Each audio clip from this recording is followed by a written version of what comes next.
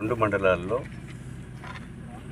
14,75,00,000 పొలాలకు పోయేటువంటి ఆయకట్టు రోడ్లు రైతాంగం అంతా, అదేవిధంగా ఎరువులు తీసుకుపోవటానికి, పశువులు నడవటానికి, ఎడ్ల బండ్లు పోవటానికి, ట్రాక్టర్లు పోవటానికి అనేక అవస్థలు పడ్డ పరిస్థితుల్లో ఈ పొలాలకు పోయేటువంటి రహదారులన్నీ కూడా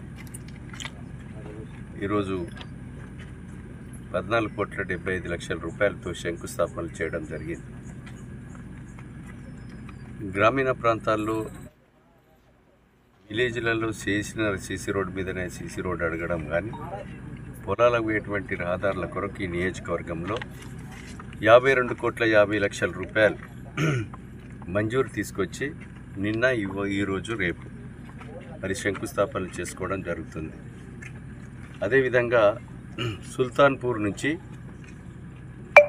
వెంకటేశ్వర్లపల్లి, అదేవిధంగా కోనరావుపేట, కొత్తపల్లి వరకు 7 కోట్ల రూపాయలతో ఈ 3 గ్రామాలలో సీసీ రోడ్లు, డ్రైనేజ్తో పాటు మంచి శాశ్వతమైనటువంటి రోడ్డును కూడా పంచాయతీరాజ్, ట్రైబల్ వెల్ఫేర్ నుంచి మంజూరు తీసుకొచ్చి ఈరోజు శాశ్వత మరమ్మతు చేయడం కూడా జరుగుతుంది.